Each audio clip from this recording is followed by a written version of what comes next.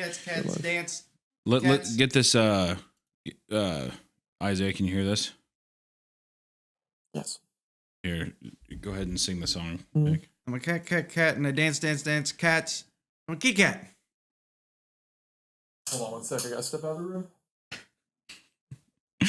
Cat. I'm a kitty cat. So dance. That was a beautiful rendition, Nick. Would you do me a favor? Baby, could you do me a favor real quick, actually? Baby, can you do me a favor? Oh, can you get Daddy just a little Red Bull? Oh. All right, I'm back. Daddy needs a little Red Bull. Nikki, can you go in there and get me a Red Bull? Thank you, princess. Okay. Make sure it's sugar-free. Nick, hurry, I need it. Can you see the stream now? Yeah. Okay. Is anyone saying anything yet? Is that sugar-free? Okay. Oh. Are you reading Journey Thank to the you, West? Daddy. Huh? You're reading Journey to the West. The writer's journey? Journey to the West. What the fuck is Journey to the West mean? What does that mean? Are you memeing me?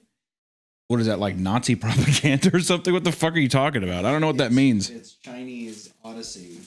It's Chinese Odyssey? This is the writer's journey. I heard it's a good writing book, so I was going to read it. All my communist Chinese literature is in the other room. You know that, Nick. Come on. Red Bull. Oh my God. What mic did I even? Oh my God, sugar-free. They're coming through the right one. Okay. Oh my God. Check. Yeah. Wow. All right. Now there's people showing up. There it is. Wow. Sugar-free Red Bull. Okay. You guys can't see him right now. And Hunter refused to set this up in a way where you could see him, but you can hear him right now. Oh my God, this is incredible. You guys, Okay. You can't see me, so you're gonna have to use your imagination. First off, let me tell you right now, Isaiah, you'll see this in the final cut on the edit, but you're gonna see that I am completely nude right now. I'm not even joking, completely naked, and I'm gonna do this. Really, I want you to listen to this and then close your eyes, Isaiah. I can see it on the stream, so you have to close your eyes. Ready? Ready? Ready? Yeah, I'm ready.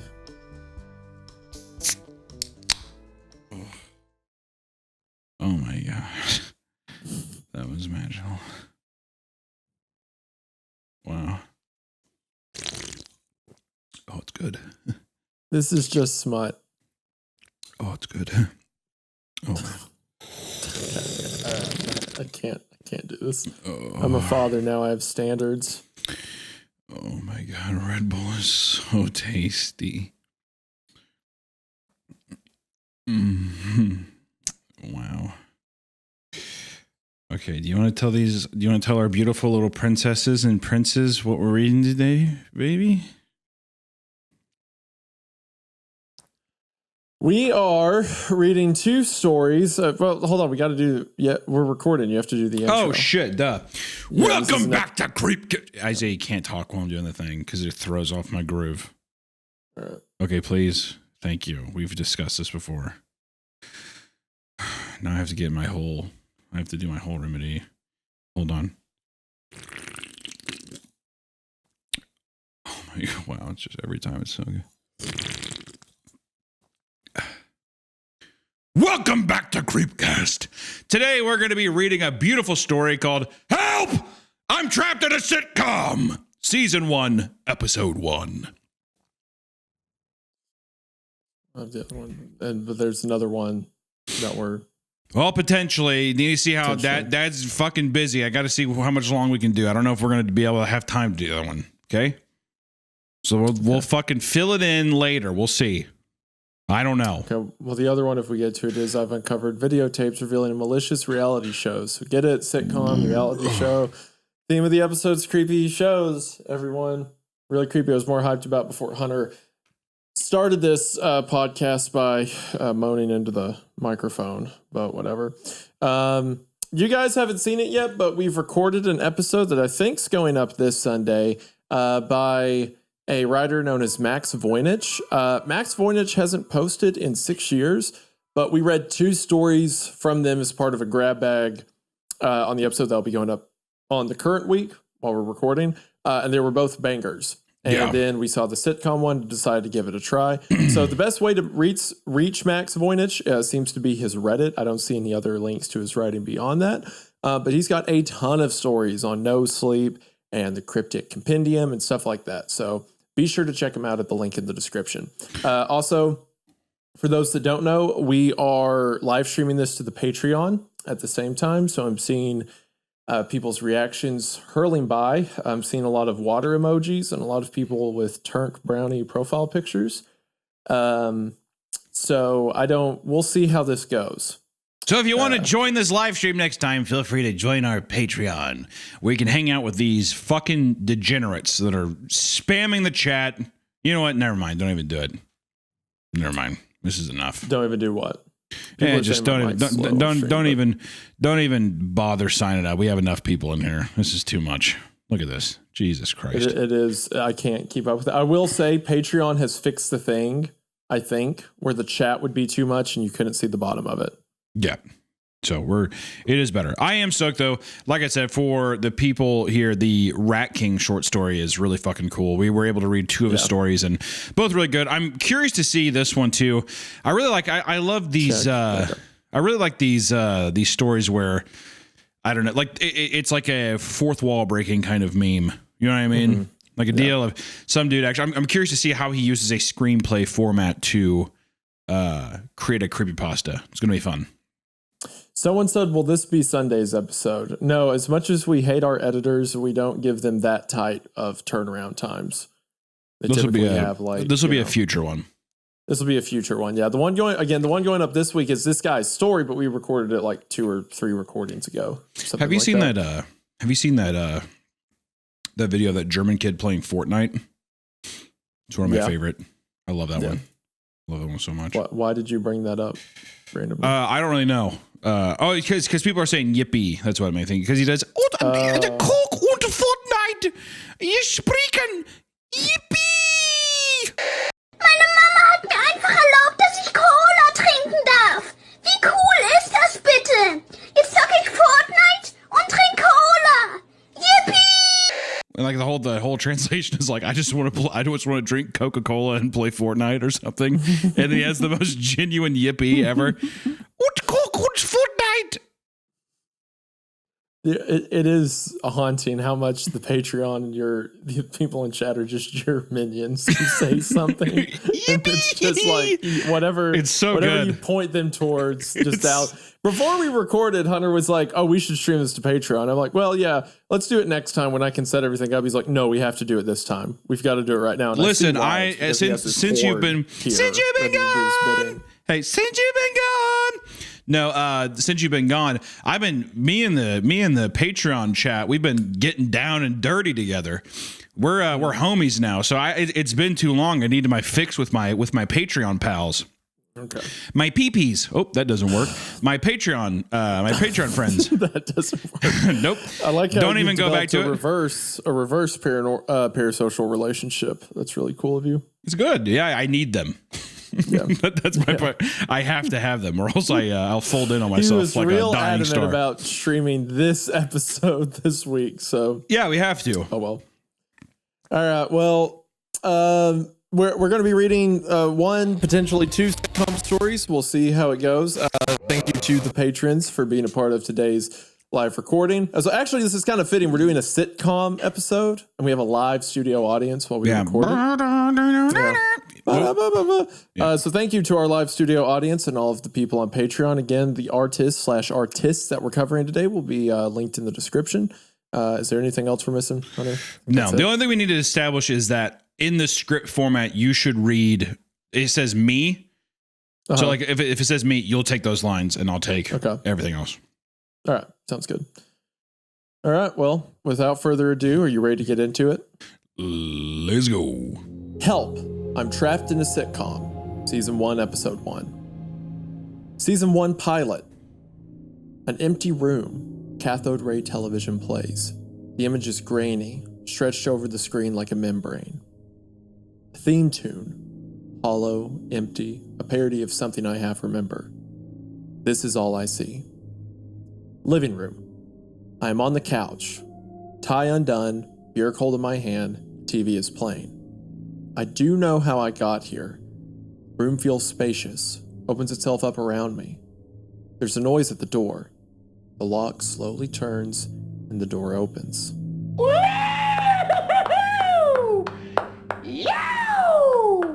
Okay, well, I think I have an applause sound effect.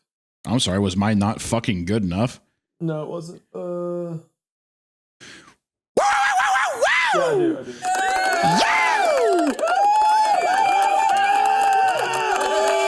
I can't hear it. Well, the stream should have been able to hear it. Okay. Well, I looked over. I looked over at the audio bar and it was peaked red the whole time. I'm sure you just fucking blistered their eardrums. Yeah. And everyone's like, yeah, everyone's like, ah! Help! Yeah. All right, there you get it. We're in the mood. I want to do the one. I want to do the one where it's like, ooh. Actually, dude, I can wait. Hold on. I forgot. I can. Let me know if you can hear this. I'm going to record this. 1 second. Okay. Yeah. All right, now it should be on a button, so I should do.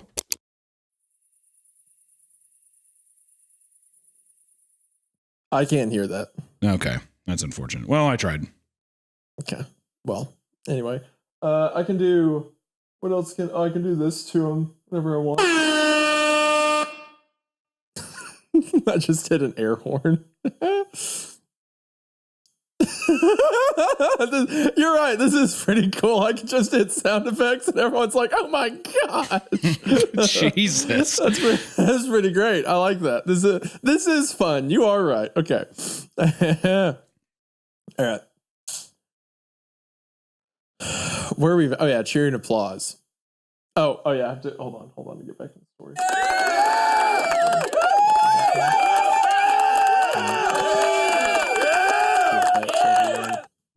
I freeze.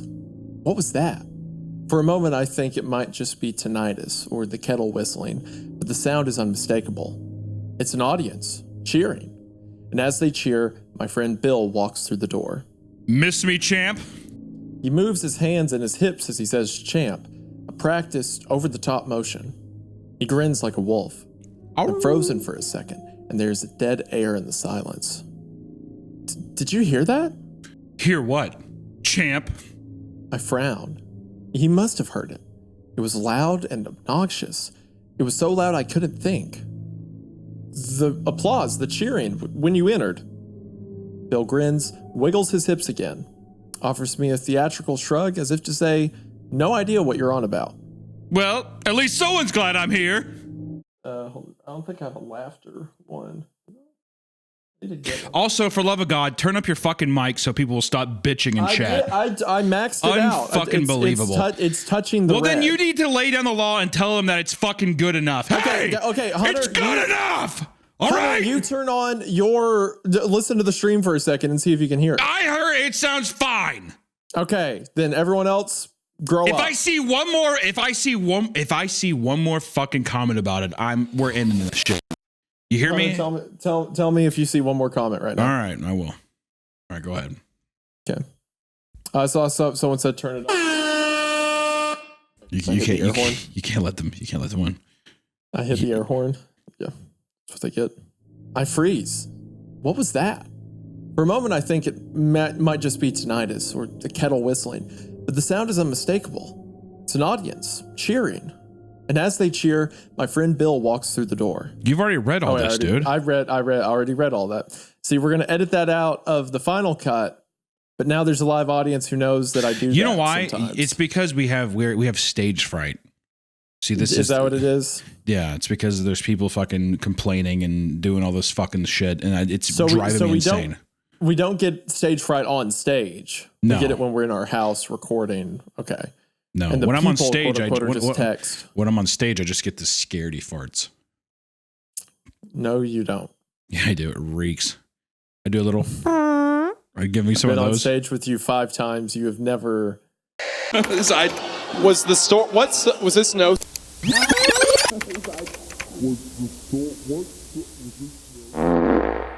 You barely. You are scared of breathing up there, let alone. I feel like honestly, sometimes you give it back to me because there are some times where I'm like, he is letting something loose over there. Don't say give it back to me. You do. It's like Ali and Frazier trading blows is what it feels like on stage. Unbelievable. Well, at least someone's glad I'm here. Laughter. And as he says that, as he speaks, the room erupts in laughter. Canned laughter. I flinch, try and look around to see if I can see the source, but nothing. The room is empty. There it was, again, canned laughter. Bill winks and swaggers towards me.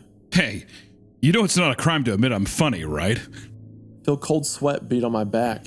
My hands become clenched fists. You can't hear it? Bill's stomach rumbles. The only thing I can hear is that it's beer o'clock. Laughter again. I hate Bill, by the way. I absolutely despise Bill. I was about to say Bill is you. This is an interaction between me and you. Without question. No. I'm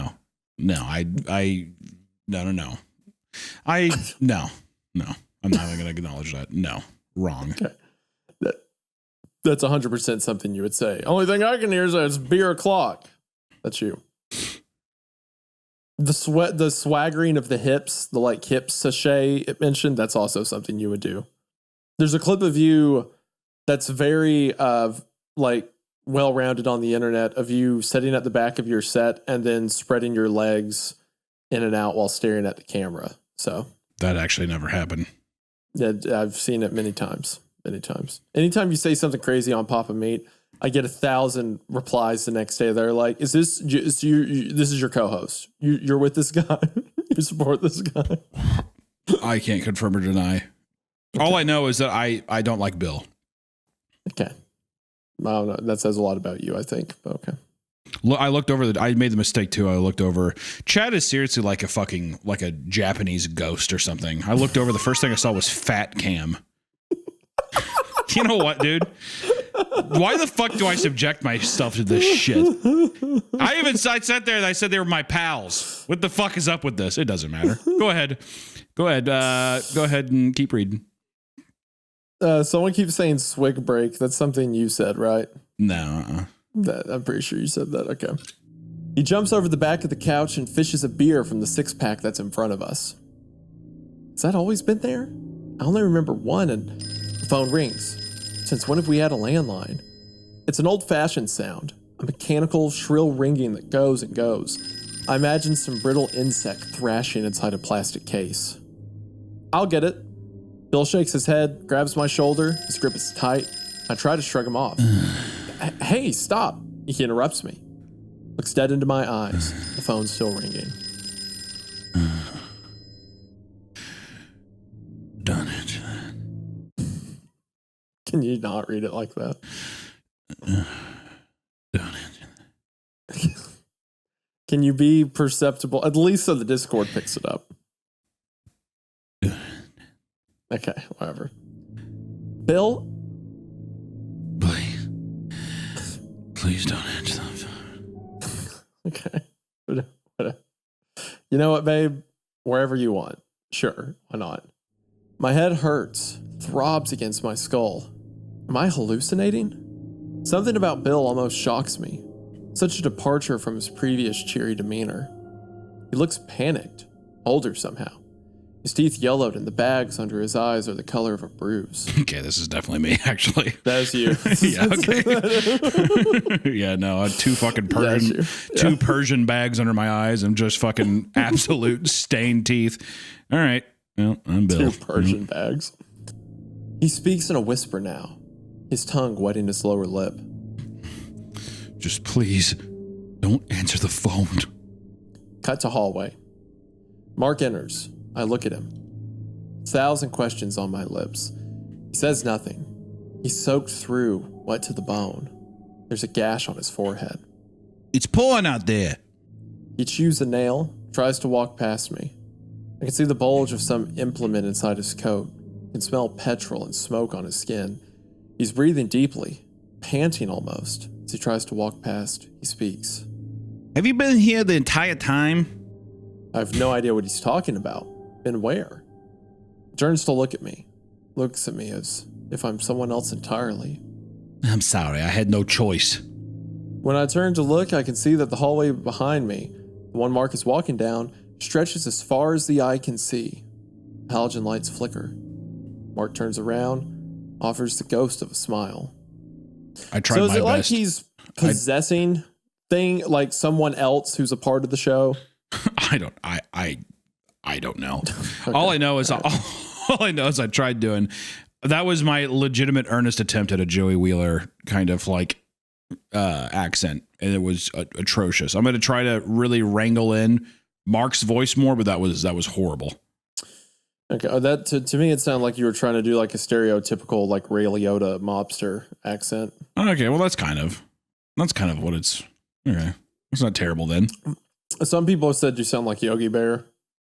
I've also seen a lot of requests for you to fart into the microphone. So don't give it to them.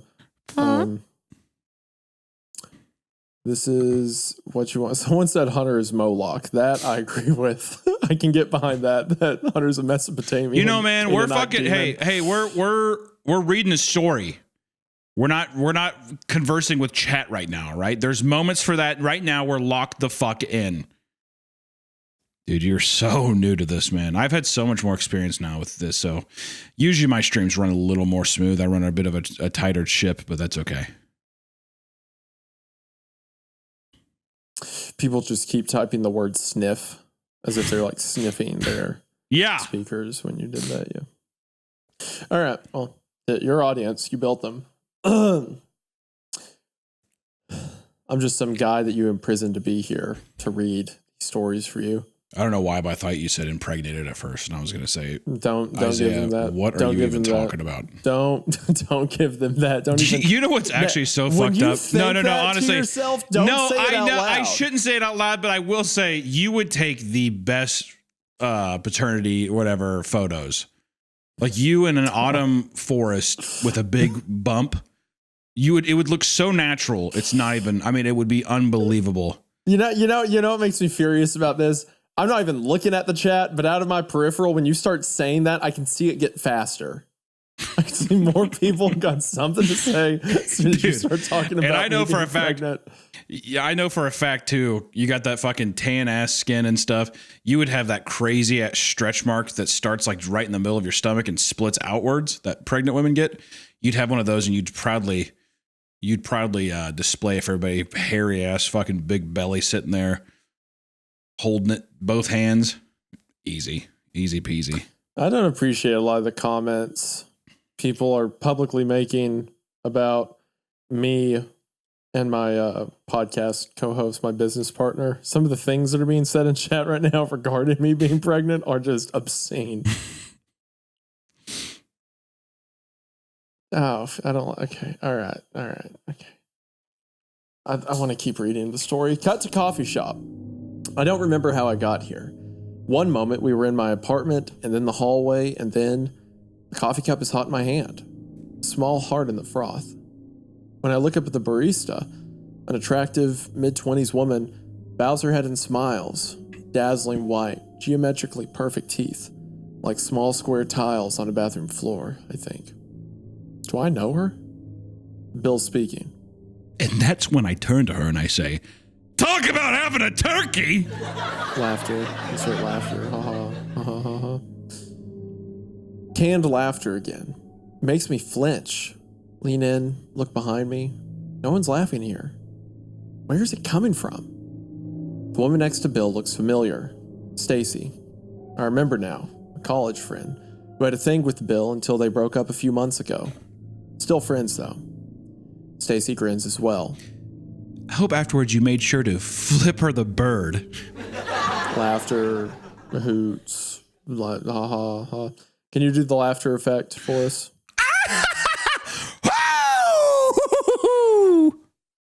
That's good. Can you just do the laughter effect from now on? Yeah. Okay. I flinch again. I can't see a studio audience anywhere, but I imagine them. Faces pressed against the windows behind us, leering at us from bathroom stalls and from under tables. I watch Stacy's hands, pale, small, against her cup. She takes her ride and takes 2 sugar cubes from a bowl in the center of the table, dropping them into the murky brown liquid.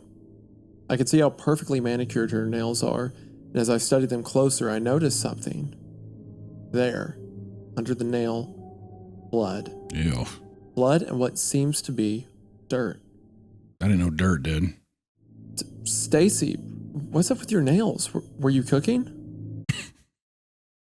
That is kind of a funny thing to say. Were you cooking? It's like you assume it's dirt. What do you mean? Or were you cooking? Oh, well, you were digging Also- the animals out of the ground, right? Also, too, if cooking? you see bloody nails, how the fuck are you thinking that the brown thing under her nails is dirt, not poo? I mean, am I wrong? Wouldn't you think that's just poo? Why would you think that's dirt? I'm sorry, I just see.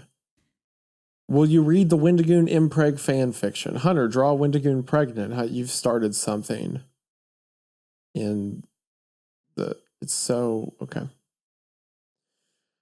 Am I wrong though? I mean, I know it's vulgar and it's nasty, but if I saw perfectly manicured fingernails and I saw a little bit of blood underneath, I wouldn't assume that the brown substance underneath it is dirt. Well, I'm sure it's not just the color brown. I'm sure it looks like smeared dirt. Or so. You can tell the difference between dirt and poop.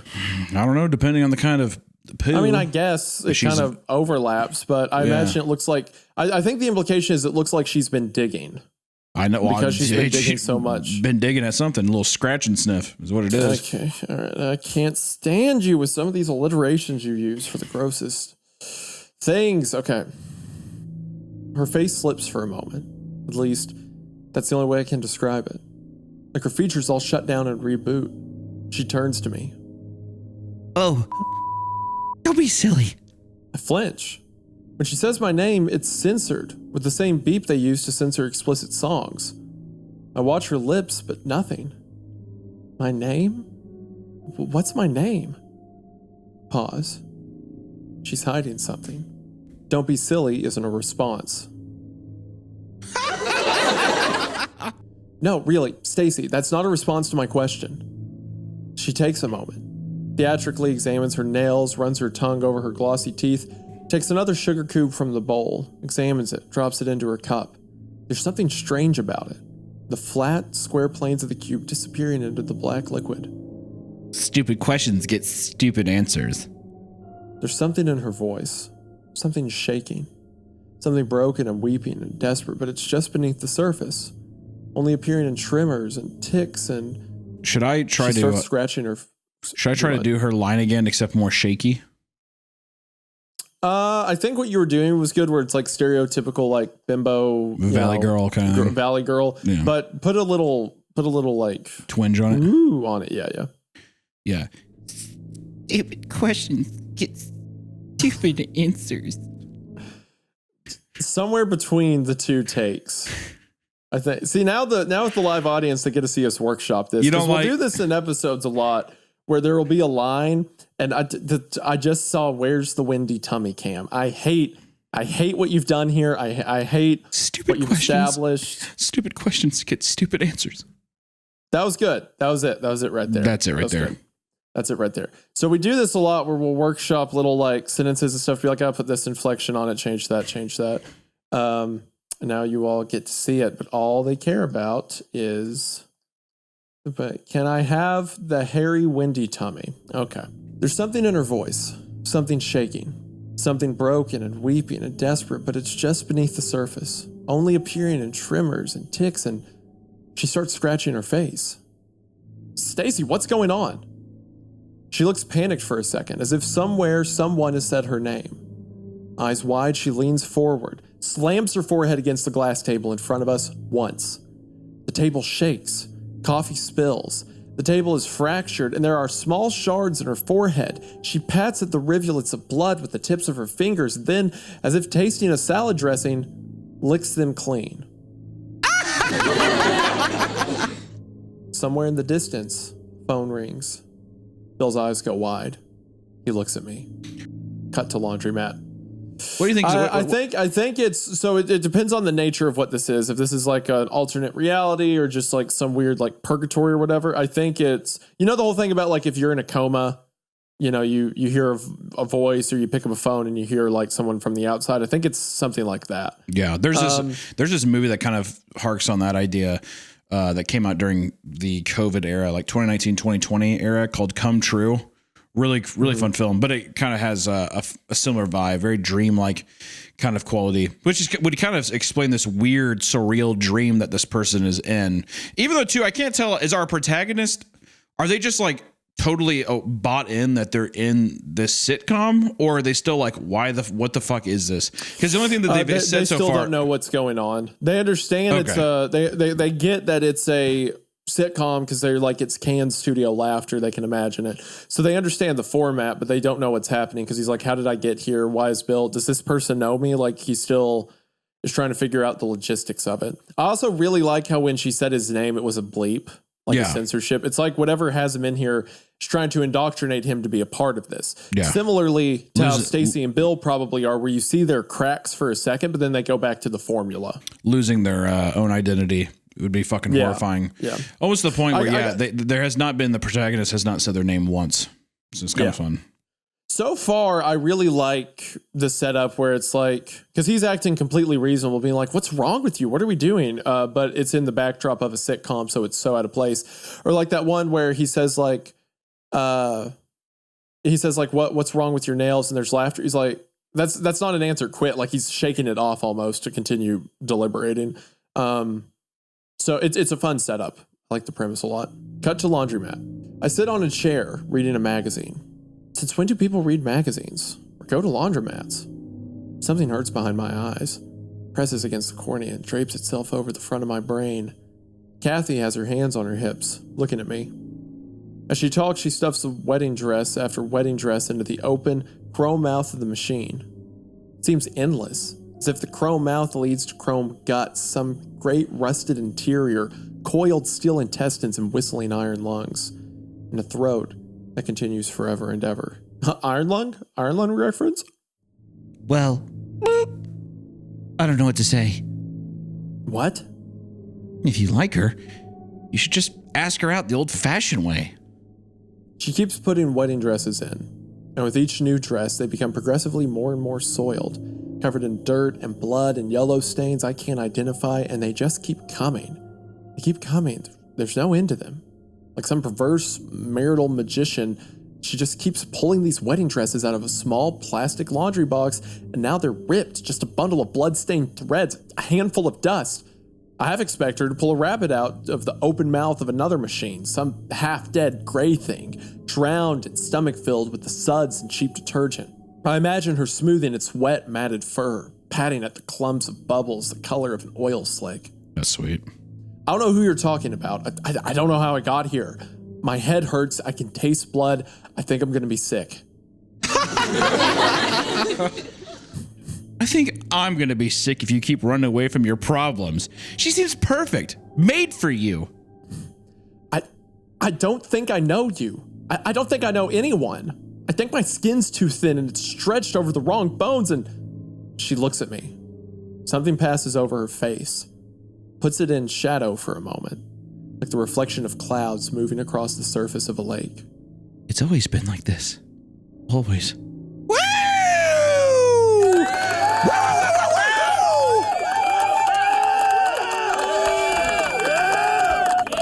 I hit him with the applause effect again. Oh, good. Good.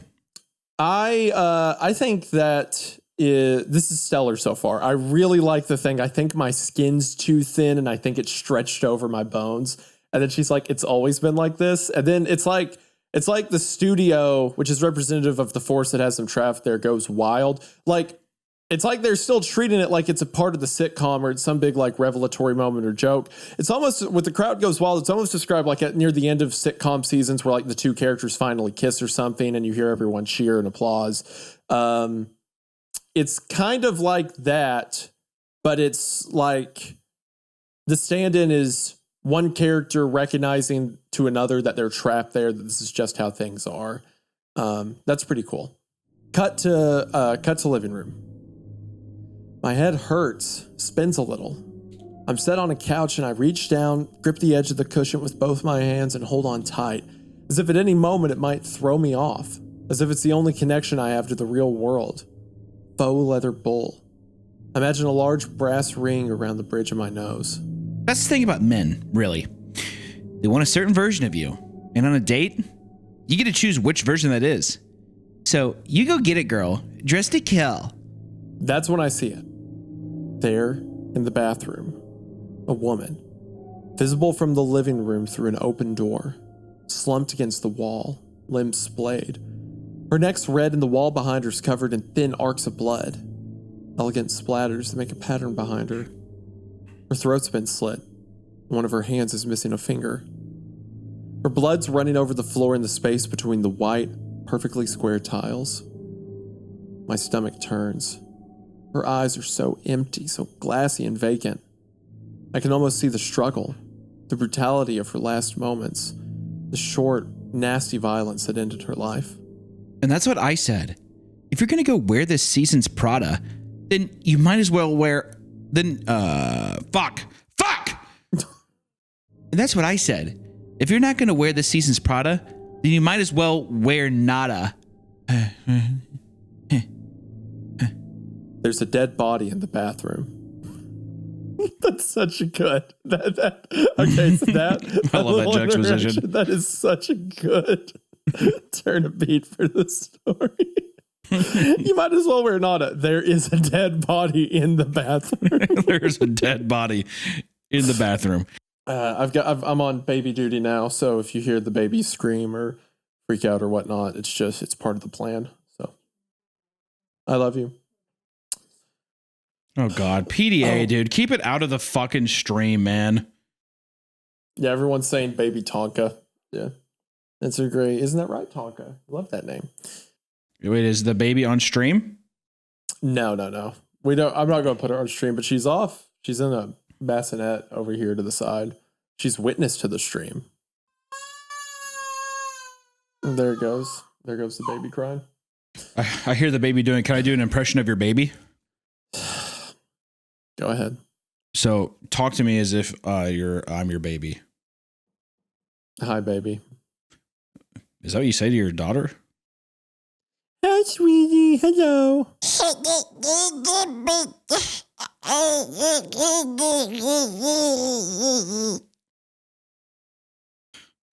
that? Is that good? That was awful. Keep it going. Give me another one, dude. Give me another one. Just one more. I don't want Just one more. Hello, how are you? It's just clipping out on the microphone.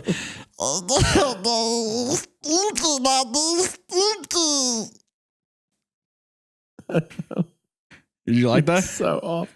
I can't wait for you to get canceled over something. I've got books of info to destroy to just bring up. I can't wait for the expose video in a year where it's like he would go on podcast in the Patreon server and he would pretend to be his co-host's newborn child. And he would sit there and he would pretend to be a baby. And everyone in the chat would be urging him on with sexual euphemisms. Yeah. One day it'll happen. Okay. There's a dead body in the bathroom. Her skin is pallid, drained, and has taken on a waxy quality, a muted sheen.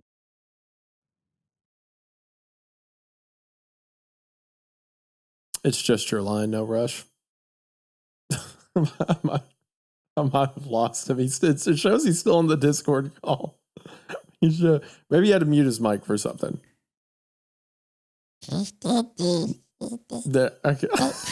Get with it. Dating's hard work for women. You think I shop all the time just to look good for me? I think someone's been murdered and their body's in the bathroom and it's covered in blood. Aww. Hey, dating isn't easy for guys either. There are 3 things I need to make a date worth it: food, beer, and more beer. You are so Bill. I can see through the open door to the bedroom, a room lit by a dim red light, and there I can see a shadow moving, shifting. It seems to grow small and sways as if dancing. As if, I think, someone is in that room, and they're moving their body to a rhythm we cannot hear. Their skin shifting and riding up their leg like a dress, and their mouth half open. Blood begins to pool around the body's legs. I can see that the incision on her throat was wild, sloppy. From the bedroom, there's the sound of a muffled moan. I don't think we're alone. I think whoever murdered that girl is still here, and I want them to leave. I want them to leave. I want them to leave. Woo!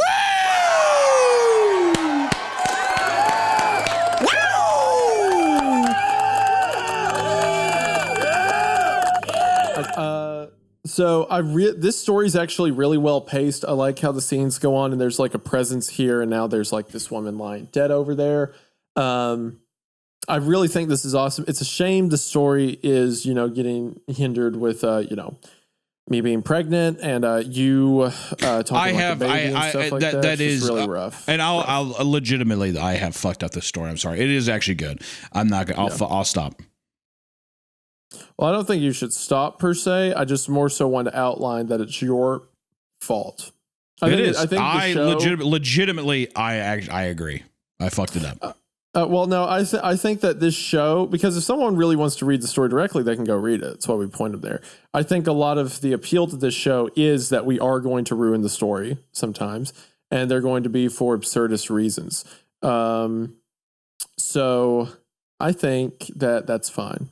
I mean, I'm just sitting here pulling concrete out of my hand. So, Have you showed them your update? Oh yeah, on your you hand? guys haven't seen that episode. It's updated. It's looking better. Now I wrecked my dirt bike and absolutely skinned my hands open. Like this hand was just like you could see the muscle striations and there was blood everywhere. Yeah. And in a couple of the last podcast recordings, I've had these really thick gauze and bandages on them. So funny. Yeah. Yeah, I have the video. So I have the video on the security cam of the house of me wrecking. It's so good.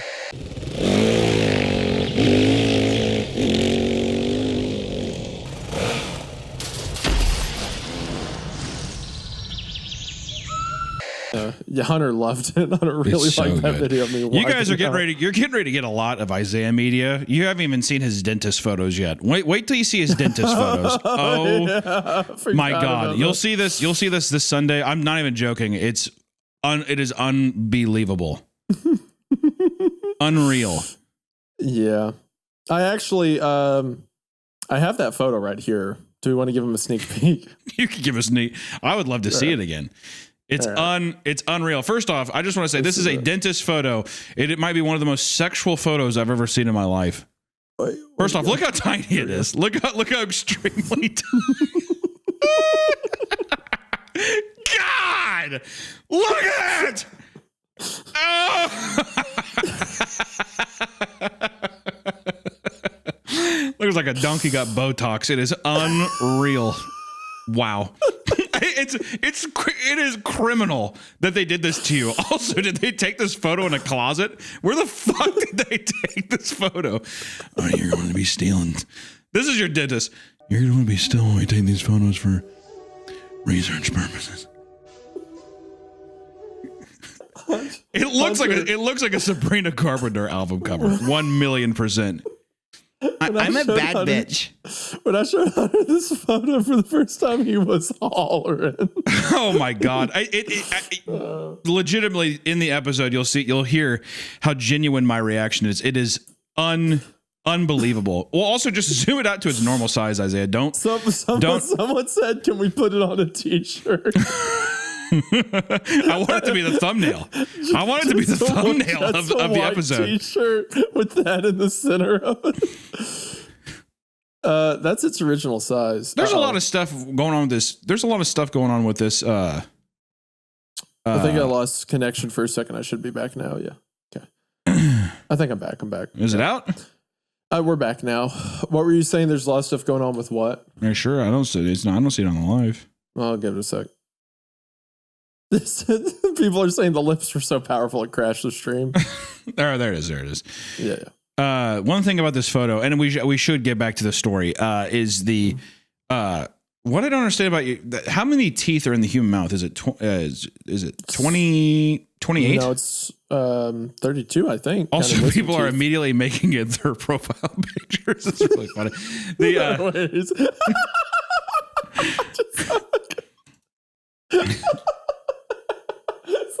I've seen like 5 of them go by.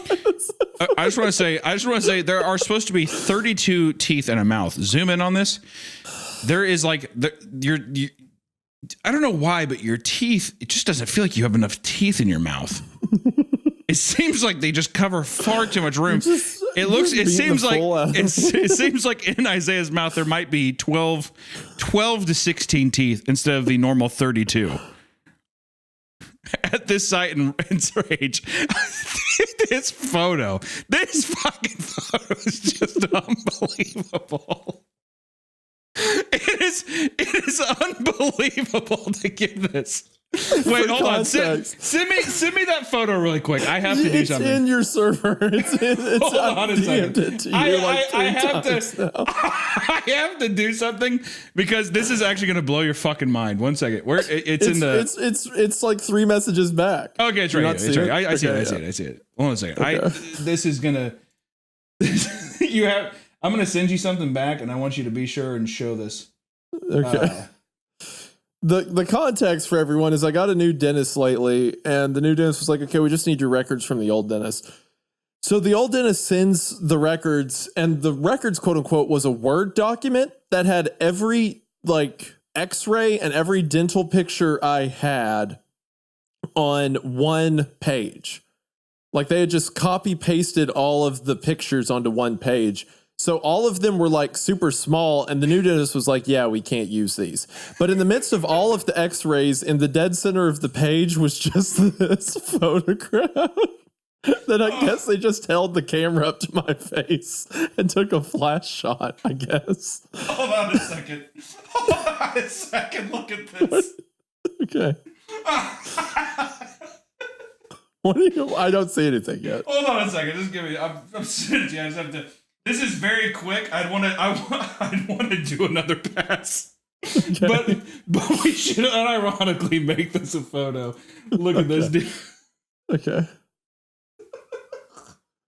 Where are you sending this? You're cracking up. You're dying over this. I'm sending it to you. Okay. I wish I took more time. I need more time. You sound like you're dying. Just a little more time. Here, I sent to your Discord. There you go. I need more time to actually draw something.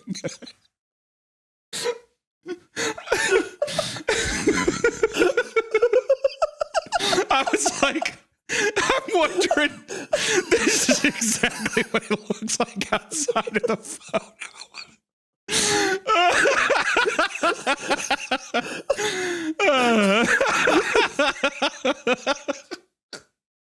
This is exactly what did you say? Oh my God. What did you say? This exactly what? This is exactly what, because I was like, I would kill to have the rest of his face to see what your face looked like during the photo. Oh God. Someone needs to put this on a shirt with a dog. This is just Smile Dog is all it is. Hold on, let me look up a German Shepherd. Let me get something real quick. Look at this.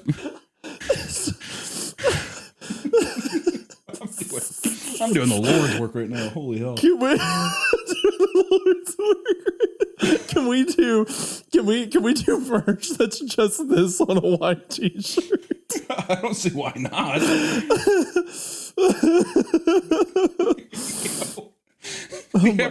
Man, you know what, man? Dude, this is what you need to tell people too. Chat, this is what you got to tell people. You'll be like, you'll say, people will be like, what makes creepypastas aren't scary? You're like, oh yeah, look at this. And then just show them this. Oh, okay. Are we it's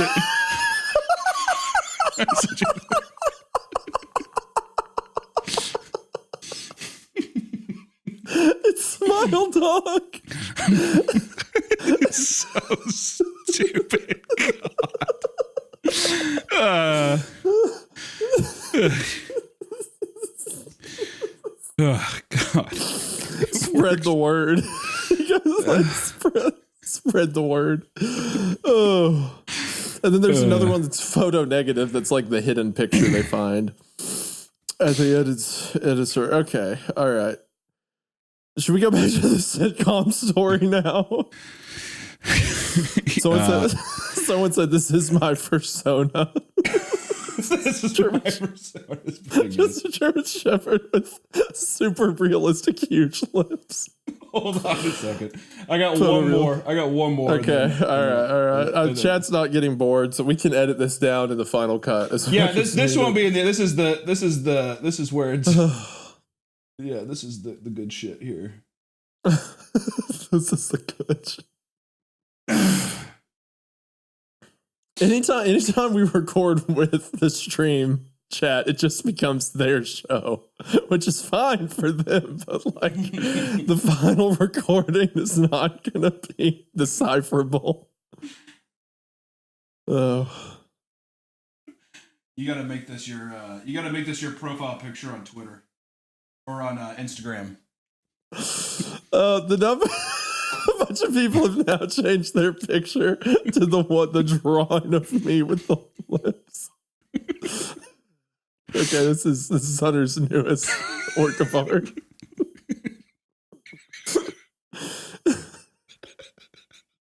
I like taking an actual image of me and then being like, no, this is what he looks like. It's my lips blown up like 1,000 times. Oh, barely blown up. Okay, all right.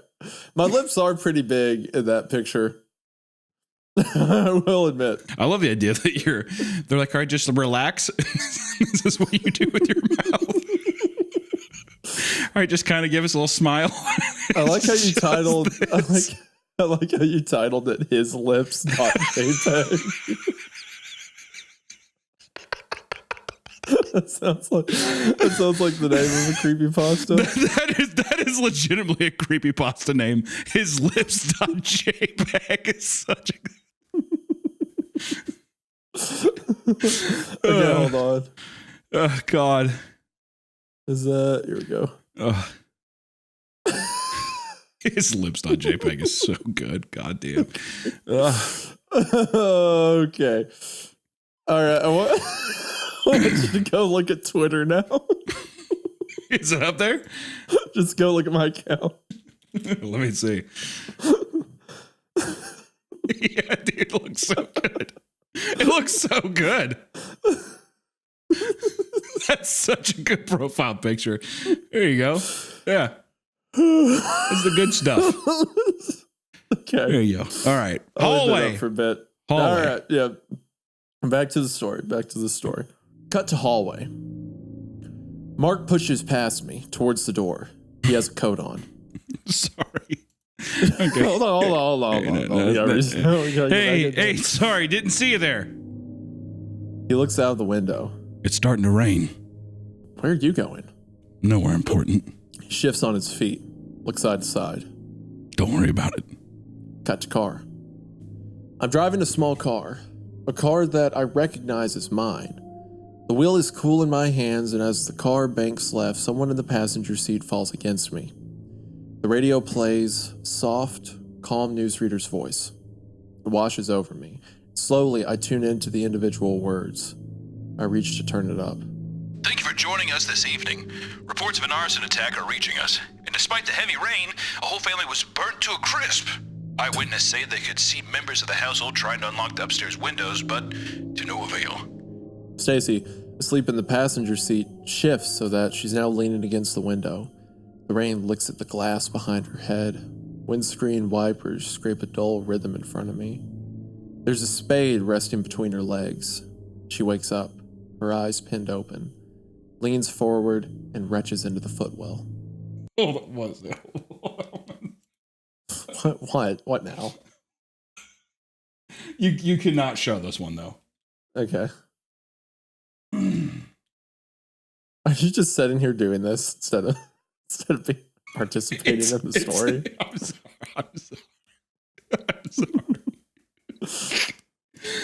This is actually the last one. Okay.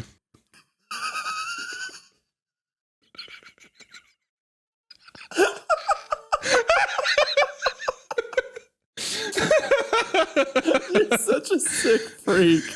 Can I describe it? I can describe it, right? Yeah. It's the he's sent me.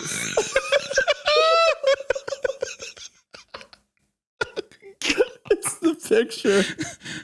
It's the picture from Nikocado Avocado's OnlyFans of his butthole, but he changed it to my lips. Even you just saying that sentence is so funny. Nigga got avocado's butthole.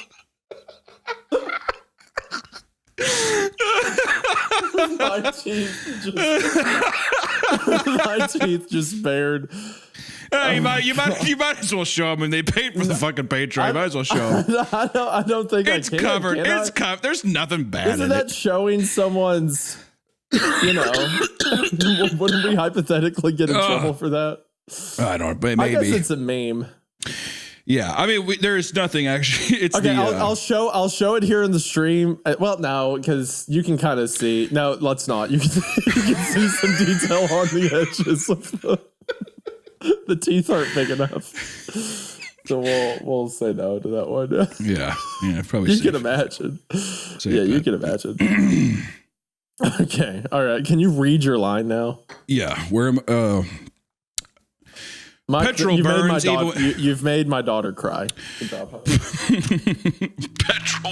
Petrol burns even when it rains, and the flesh catches like kindling. They're coming. We had a deal. They're coming for us. And oh God, when they find us, oh God. She checks the rearview mirror. It's true. I can see a long road behind us. Empty, except for a pair of headlights that are slowly gaining on us. And I, for one, can't wait. We can't run forever. Oh my God. Do you have any idea what they'll do when they catch us? Skin's only so thick. It's only so thick. Skin. There's that mention of skin again about being tight. The headlights are getting closer. The beams illuminating the. Can you just lock in for 5 minutes? Can you just? You can't fucking just have your follow be. There's a thing about the skin being tied. Yeah, because earlier he said that it feels like my skin's thin, like it's being stretched, and there she said skin's only so thick. It's only so thick. All right. So yes, I Okay. can do that. The headlights are getting closer. The beams illuminating the drops of rain like motes of dust in the sun. I can almost make out a figure behind the wheel. It looks half familiar. Slip out used like an old wedding dress stuffed in the attic, slit wide open. Okay. Stacy starts to cry. Then, as I try and fail to read what the sign we just passed reads, I hear it. A shrill, mechanical ringing. I check the rearview mirror, and there, on the back seat, is an old-fashioned black rotary phone. The receiver laid flat on top of the black casing, the strange numbered circle beneath. A dial. I believe it's called a dial. Answer it. Stacy retches again into the footwell, looks at me. Don't. Cut to hotel. Don't you remember? I shake my head. I was just in the car with Stacy, and there was someone behind us and a phone. Phone on the back seat. Remember what? Think about it. Don't you remember? The lobby hums with a quiet energy. I realize that I've been holding my breath. It's deserted. A huge empty space, like some giant underground cavern except with carpeted floors, a ceiling that extends up seemingly forever. I can't hear anything. That dim, sterile hotel light, sickly, pale. My mouth feels dry. I feel so small. Like when you finally make it out of the city and you realize that the horizon stretches on so much further than you thought, that it continues almost into infinity, that you can watch it go. There's paper on the table in front of me, empty, like an invitation, crisscrossed with pale gray lines. I start walking away from the reception desk, through the lobby, and my feet don't make a sound against the floor, and it seems as if this room extends forever.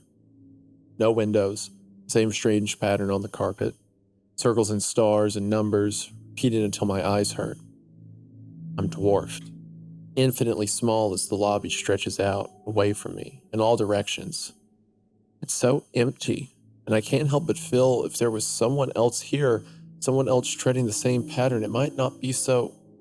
I'm trying hard to remember, but I don't know what, and I could feel my face being pulled in all sorts of strange directions, and it's only then that I realize I'm crying. My cheeks are hot with tears, and I'm breathing in short, frantic bursts. Somewhere behind me, an elevator chimes. Doors slide open. I love the way this thing's written. You have these like otherwise mundane moments, settings of the hotel, the car, stuff like that, but you get these little clues in each set piece of some history behind, like the receptionist telling him, no, you have to remember. And then like the mentions of skin and stuff like that. Like you get these little breadcrumbs. And then here, he's starting to see something like through this haze he's in. It's almost like I said earlier, he's in a coma and he's able to look out of it. Like the infinite hallway and the infinite lobby of the hotels, he's starting to realize the illusion. Yeah, it's like a personalized hell, pretty much. Yeah. Cut to nightclub. Bill slouches against the wall in an alley, lit by red neon from behind, the dirty orange of streetlights from the front. He's smoking, black eye, front tooth missing, shirt's brown with blood. I think he's waiting for someone. I need to tell you something.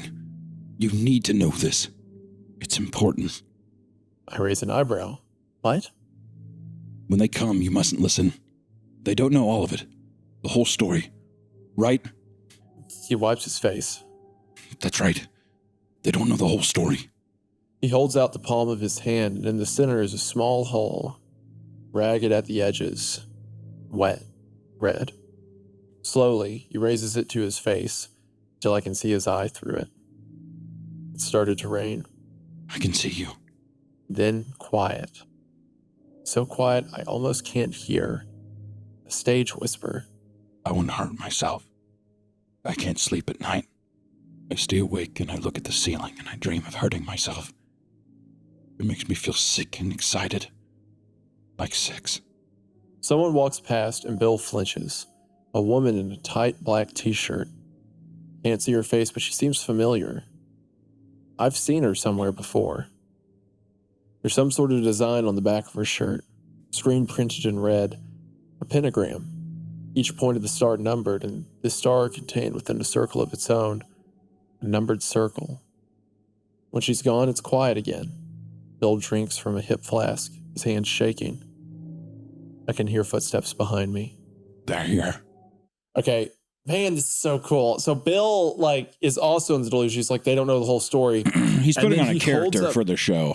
He's putting on a character for the show, and then by putting up the napkin and looking at him through the hole, it's like breaking the fourth wall. Yeah. It's like he's hiding his face so that he can speak honestly for a moment, and then when someone walks by, immediately he goes away. That's so fun. And then the woman goes by wearing the pentagram with the numbers on it, almost like it's a spell or a ritual. So maybe this is demonic or satanic or pagan or whatever, which would make sense with the alliteration to red from earlier, like the red room at the end of the hall. And then her, the woman being bled out, perhaps it's some kind of ritual that's being performed. Right. Man, that's so cool. Cut to restaurant. I'm sitting opposite the girl from the coffee shop. She's so pretty, I think. She smiles again.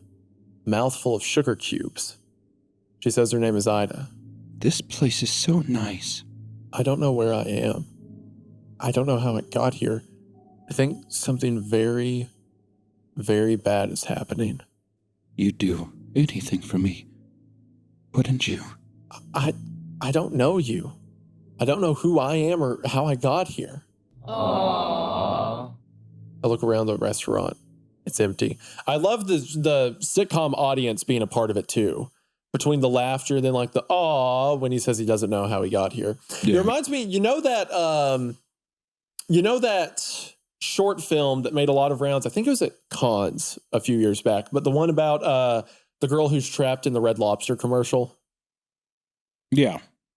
Yeah. So, and like everyone was super hyped because it wasn't out for a while. It kind of reminds me of that, where each time the commercial goes by, she's like asking more questions. And then I think it's one of the other guys in the commercials like, don't speak, don't notice it. And then there's like an entity that's controlling the whole thing. It reminds me of that a lot. Man, this shit, like the descriptions here translate so well visually. I look around the restaurant. It's empty. We're alone. The other tables are set. Cutlery, plates, napkins folded, wine glasses catching the light. But it's just us. I think maybe if I strain, I can hear the quiet murmur of conversation, like the hum of a fridge in the background. It only surfaces if I really think about it, if I really concentrate. I know you. I know who you are and how you got here. I take another look around the restaurant, praying that someone else will walk in. A waitress or waiter, holding a menu or a bottle of wine. But it's just us. Circular tables evenly spaced around us in every direction. The same tablecloth on each one. The same chairs. Stretching, I realize now, as far as the eye can see. I cannot see where the tables end, and for a moment, I have a feeling like vertigo. Like I'm standing at the edge of something vast and dangerous, a pine forest that stretches itself over the horizon, a swollen sea that laps hungrily at the boat. Promise, potential, something out there, moving in the spaces you cannot see. It's overwhelming. My head spins. The pattern on the floor looks familiar, I think. The tables go on, until the eye cannot distinguish between them anymore, and they're just a blur, pattern of their own, imprinted on the edge of my vision. I picture myself, for a moment, wandering between these tables for an eternity, searching for someone, anyone. I don't know what could be more terrifying. The realization I am alone, or the realization that I am not. A quiet cough. I turn back to Ida. She's holding a black rotary phone. Holding the base in her left hand, and the receiver in her right, she extends her right hand towards me, so that's in front of my face. She smiles. Gritted paper. It's for you. Laughter, applause, cheers, silence, dead air, static. Or your applause sound effect. Oh, there you go. And then silence, dead air, static. Wow. That was cool. I really enjoyed that one. What a weird way. Do you think by answering it, do you think it seals their fate, or do you think that you have to connect? Like, I'm wondering, what do you think is on the phone? So to me, this sounds like the way the receptionist was saying, you have to remember. Hold on, what's the exact? She said, don't you remember? Remember what? And she says, don't you remember? And then the lobby hums with energy. It's sort of quiet. But all the things we see around, because he doesn't remember how he got here, but all the things we see around it are very brutal, right? Like the red rooms, the woman bleeding. It's not just like a coma dream. It's like there's some entity here with them. And the woman in the pentagram with the numbers on it. So typically when you number a pentagram, it's like the order to draw it, right? Like where the stuff goes, like a ritualistic pentagram.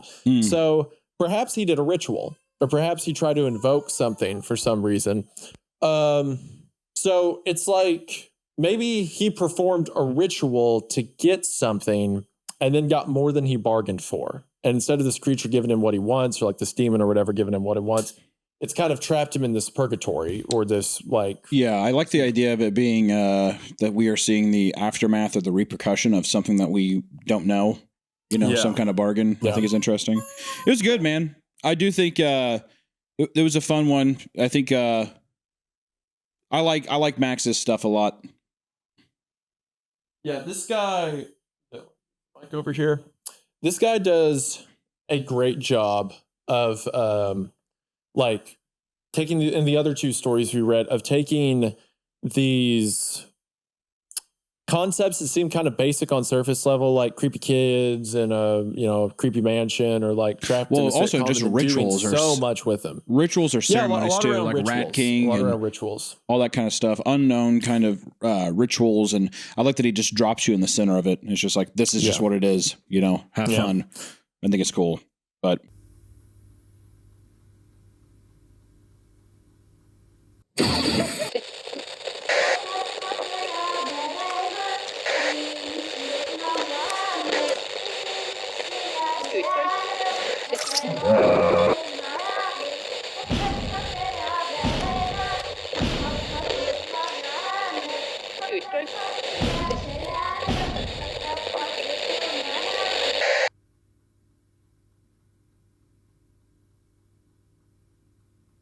And if you think the idea of a couple of horror podcasters being terrified in front of their audience is something cool, then boy do I have the movie for you. Because I'm very proud to announce that this video is sponsored by A24's Undertone.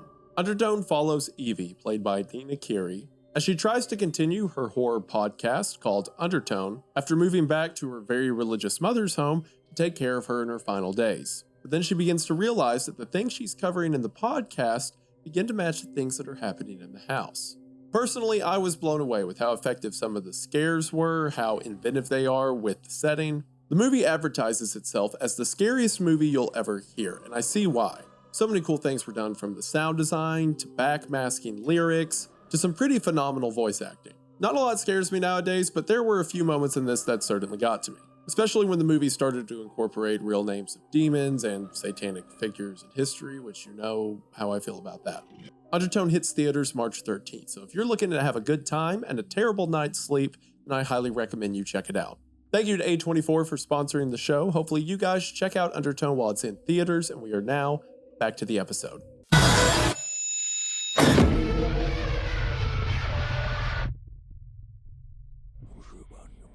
I think I really like, going off that implication, I think the person on the other end of the phone is either someone who wasn't taken to this place like everyone else was. I also like the idea that everyone else who is in here had the same fate, right? Mm-hmm. Like maybe similar, it actually reminds me of Hellraiser. Like in Hellraiser, they all get the box and they perform the spell to bring the Cenobites, and then they're all in that dimension with the Cenobites and can interact with each other there, even though they're from different times. So maybe like Bill's been here for a long time. He was some occultist or something like that. And he's like real gung-ho type of guy until he speaks truthfully for a moment. He's like, I want to hurt myself. I can't sleep at night. I stay awake. I look at the ceiling. I dream of hurting myself. It makes me feel, oh, actually, you know what? What? This could be people here who have hurt themselves. Like a feed the pig kind of meme? Like feed the pig. Yeah. Could be. That those who take their own life end up here, because you also have the woman who had the blood and dirt in her fingernails, right? Which that could just be digging, or that could have been she was doing a ritual or she did something to hurt herself. And you have the woman in the bathroom who's bled out with her throat cut open, right? Maybe that's what he can't remember. And then you have these people speak honestly of themselves for a second.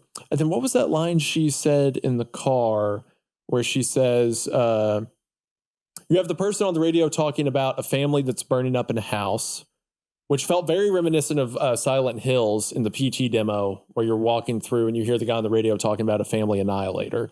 Do you have any idea when they catch us? The skin's only so thick. It's only so thick. It's almost like they're running out. Maybe that's what was implied by the dirt and the blood underneath the fingernails, that they're deteriorating as they go through this. And they're trying to run for something. They're going to be caught. The radio wants him to answer the phone, but Stacy says it's a bad idea for him to answer the phone. And then there was, at the end of the restaurant, Ida says, this place is so nice. And Ida says, you'd do anything for me, wouldn't you? And he says, I don't know you. And then Ida says, I know you. I know who you are and how you got here. My head spins. And then at the end, she hands. Okay, so the people in the car, Bill and Stacy, didn't want him to answer the phone, but this Ida character and also the voice on the radio wants him to answer the phone. So they're probably the powers at hand. So there in the end, when she says, I know how you got here, and he imagines for a second, infinitely wandering through this restaurant, and then she hands him the phone and says, it's for you. I think she's probably one of the spirits that's a part of this, or the thing that was his target originally. Maybe Ida's his dead wife, or maybe it's something he lost on, or like some love he wanted to use a sacrifice or a spell to get to. So now, even though he doesn't remember her, this is the object of his affection. That would also make sense because she's the only one in the story described as beautiful back in the coffee shop, right? So it's like she's being subtly planted there for him to see. And then at the end, when she says it's for you, perhaps this is either him facing the repercussions of what he's done or going to the afterlife, because the alternative to answering the phone is the vision he saw of infinitely walking through the restaurant. Whatever's on the other end of the phone, it can't be worse than that. So yeah, perhaps this is people that hurt themselves, or perhaps this is people that have committed a ritual, or both. And now they're stuck here, and now they have to play the part until they move on. And I think a lot of people can't move on, like Bill, like Stacy and stuff like that. But Ida is giving him the option to do so. That is so much lore packed into like a fun format, short little horror story like this. I love that. That's what we liked about Max's other stories, though, too, is the way that you're able to run wild kind of with ideas and thoughts just based off how he just throws you in. Rat King was which is the story going up this weekend, guys. Rat King was an excellent example of that, where like there's so many theories you could come up with off of like a 20-minute little story. Because he does such a great job at sprinkling the world building. The dialogue was great too, like the little moments of breaks. Yeah, when we weren't joking and stuff, and in between all this stuff, this is one that I would recommend that like read it without two obnoxious hosts just like giggling and shitting their pants the entire time. I think it'd be good. But I'm glad that we're reading more of Max's stuff. Max Voynich, I'd love to see some support for. So he posted a ton of stories. And then 6 years ago, he posted like a compilation or like a master post of a bunch of the stories he has to read. And we read 3 so far, and they've all been phenomenal. But I would like to see him come back. I'd like to see this guy write more stuff. Oh, there's activity on the board now. Oh, this is in r/Max Voynich. No, yeah, he has his own subreddit, not the user Max Voynich. That's right, my bad. The user Max Voynich hasn't posted in 6 years, I don't believe.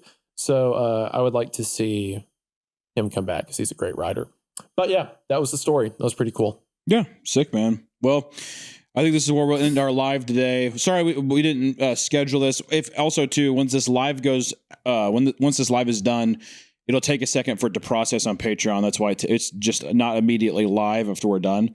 But I'm sure we'll post this one live and just have it up for you guys to listen to, or we'll just wait for it to be edited. No big deal. It was just a little on the whim kind of live stream. So we will see you guys soon. Thank you guys so much for listening to this week's episode. We will catch you in the next one. See you guys in the next one. I had a point to make at the end of this. Can't remember what it is now, so I guess it doesn't matter. Hunter is absolutely impossible to work with, and one day when I finally do it, he will be responsible.